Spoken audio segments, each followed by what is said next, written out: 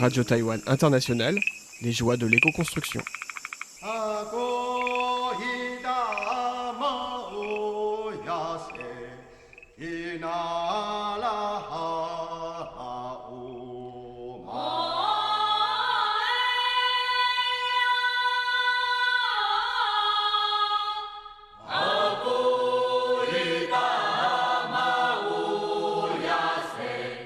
Bonjour à tous, c'est Sasa qui vous retrouve dans les joies de l'éco-construction pour vous faire découvrir aujourd'hui l'architecture des autochtones Tso.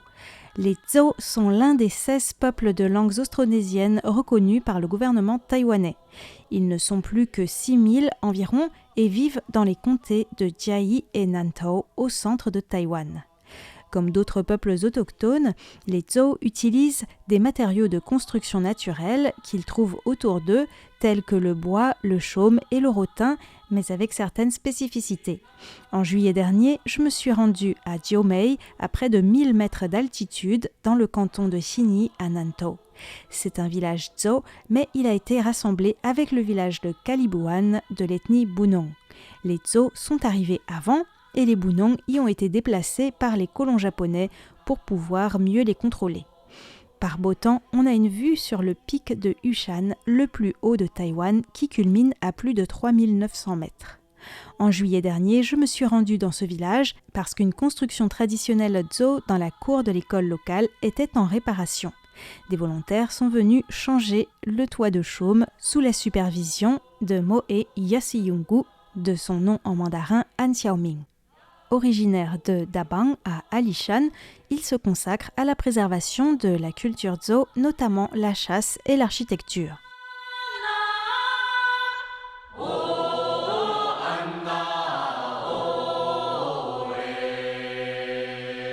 Comme pour tous les reportages que j'ai réalisés sur les constructions des autochtones à Taïwan, il est impossible d'en parler sans évoquer également leur culture, leur vision du monde de manière plus large, qui se reflète dans leur manière de se loger. C'est donc par là que nous allons commencer. Mais d'abord, j'ai demandé à Moe comment il en est venu à consacrer sa vie à la préservation de la culture Tso. Je m'y intéresse depuis tout petit. Quand j'étais enfant, j'aimais bien écouter les histoires que nous racontaient les anciens du village. Une fois adulte, j'ai dû chercher un travail, mais j'aimais bien revenir au village, discuter avec les anciens et leur poser des questions. À un moment, je me suis dit que je devais faire des choses concrètes pour la conservation de ma culture Tso, et notamment des éléments qui ont déjà presque disparu.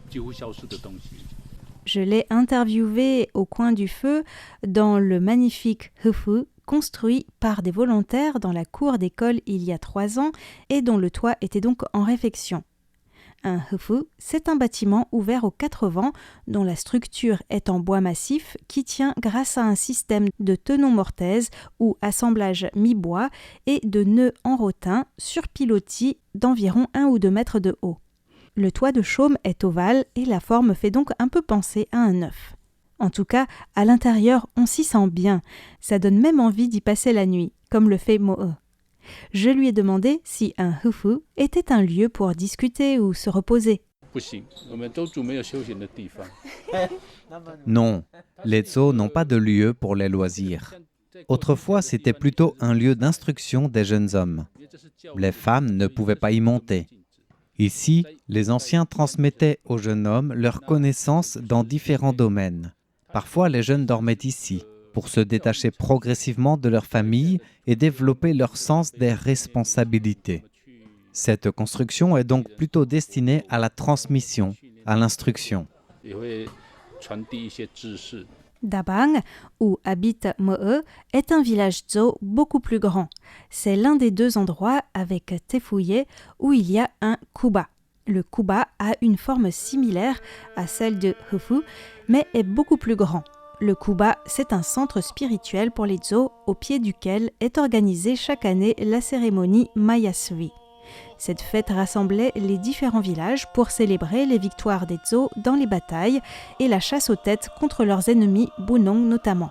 Aujourd'hui, l'époque a changé. Le sens de la cérémonie aussi. Elle est plus axée sur l'unité, mais demeure le moment fort de l'année pour les Zo.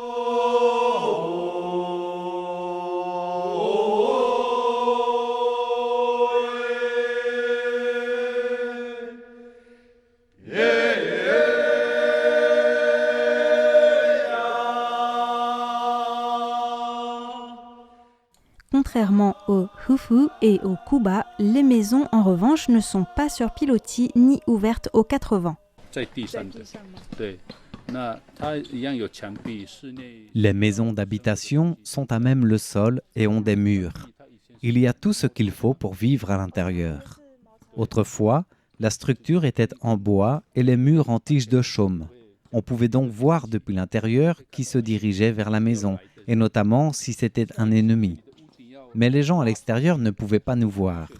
Le débord du toit était assez grand pour protéger les murs de la pluie.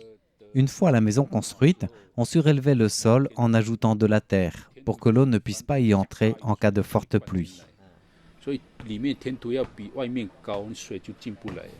Autrefois, les hommes Zo avaient pour mission de protéger les villages et les femmes s'occupaient plutôt des cultures agricoles. Bien sûr, les hommes les aidaient lorsqu'ils pouvaient, et le fait d'être un guerrier n'exemptait pas de toutes les autres tâches quotidiennes. Les rôles des hommes et des femmes dans la société étaient distincts, et cela se reflétait aussi dans la maison. Autrefois, les hommes entraient dans la maison par la porte d'entrée et les femmes par la porte arrière ou latérale. Ce n'était pas parce que la place des femmes était inférieure, mais tout simplement parce que les armes étaient à côté de la porte d'entrée. Les armes avaient une sorte d'aura de mort et il y avait un risque de se blesser. On voulait protéger les femmes de cela. Leur rôle principal était dans les champs et leurs outils étaient placés près de la porte de derrière. Donc elles entraient par là. Mais maintenant, on ne se bat plus et les femmes peuvent entrer par la porte de devant.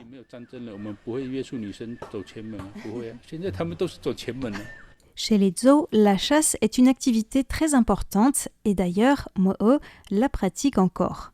Dans la culture Zo, la chasse est liée à la protection de l'environnement car elle dépend de la préservation de l'habitat des animaux sauvages et de leur capacité à se reproduire. Et en réalité, en langue Zo, le mot « chasse » n'existe pas. La chasse, c'est une expression utilisée par des gens qui se croient supérieurs aux animaux sauvages, qui ne les respectent pas. Chez nous, quand on part chasser, on dit dans notre langue « je vais me promener » et on verra bien si l'on rencontrera un animal. Si c'est le cas, cela signifie que c'était votre destin mutuel. Même quand on va pêcher, on ne dit pas « je pars à la pêche », on dit « si l'on traduit littéralement, ça signifie « imiter une loutre ». On dit « je vais imiter une loutre », car c'est un animal qui se nourrit de poissons. On ne dit pas « je vais pêcher ».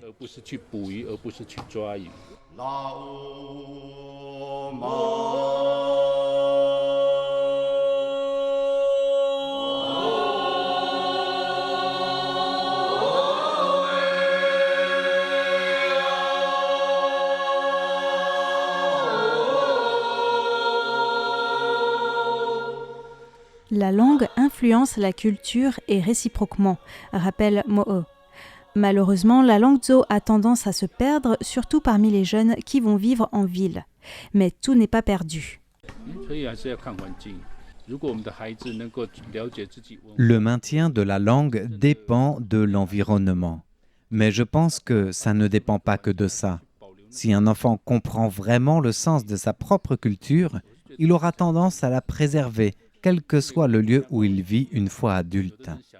Je pense que c'est ça le plus important, car le rêve de chacun est différent. Il y a des jeunes qui se voient vivre au village, alors que d'autres préfèrent aller vivre en ville. On ne peut pas les empêcher de quitter le village. Au contraire, s'ils ont compris l'essence de leur culture et qu'ils partent, ils peuvent la partager ailleurs, ce qui fera connaître la culture Zo à plus de monde. Je pense qu'il faut laisser la liberté de s'épanouir aux enfants. Ça apporte davantage à la société. Mais au juste, qu'est-ce que la culture telle que l'entend Mo'o? Et qu'est-ce qui est au cœur de la culture Zo en particulier? La culture, c'est une manière de vivre. Ça comprend de nombreuses dimensions. Par exemple, la chasse, l'agriculture, les cérémonies, la gastronomie. Conserver sa culture, cela ne signifie pas vivre comme autrefois, mais comprendre le véritable sens de tout cela. Si l'on restait dans le passé, nous n'aurions pas d'histoire. Toutes les sociétés évoluent, y compris les Zhou. Donc je ne cherche pas à retourner dans le passé, mais à comprendre l'essence de notre culture. La forme extérieure peut évoluer, tout en conservant son essence. C'est ça la véritable culture. Et le cœur de la culture Zhou, c'est le respect mutuel. Un respect mutuel envers tous les êtres vivants, la terre, la forêt. Par exemple, quand on construit une maison, on fait d'abord une cérémonie pour demander à la terre si l'on peut construire en ce lieu ou pas. Le respect mutuel se traduit aussi dans notre relation avec Dieu. Dans certaines cultures, Dieu est au-dessus de tout, mais pas chez les Zhou. Chez nous, les humains et les divinités sont des partenaires, car c'est l'existence des humains qui fait clairement apparaître la valeur des divinités. En ce qui concerne les femmes, notre culture traditionnelle les considère aussi avec respect. Ce n'est pas quelque chose de nouveau pour nous. Par exemple, on citait toujours le nom d'un grand guerrier avec celui de sa femme. Quant au marié, il devait habiter 3 à 5 ans dans la maison de sa femme et ses beaux-parents pouvaient évaluer s'il était digne de confiance. Sinon, ils pouvaient le renvoyer. Donc le respect mutuel est au cœur de notre culture.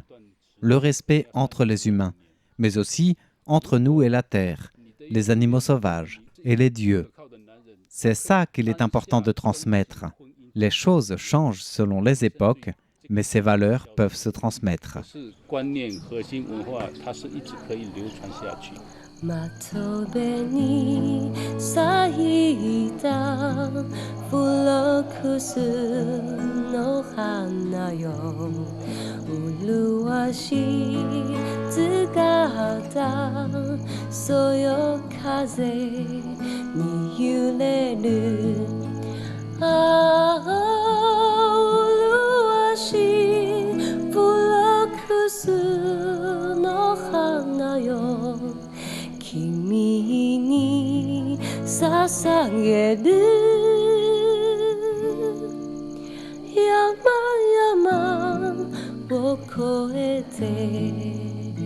C'est sur la voix de Gao Huijun, Taniwu, que s'achève cette émission, ainsi que sur les réflexions de Mo'o sur le respect mutuel, une valeur centrale dans la culture Zo.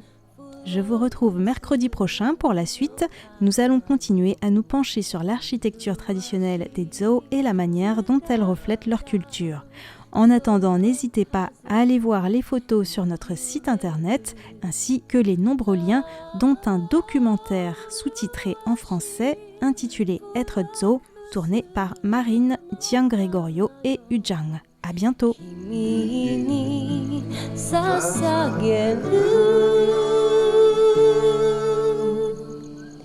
Yama yama を越えて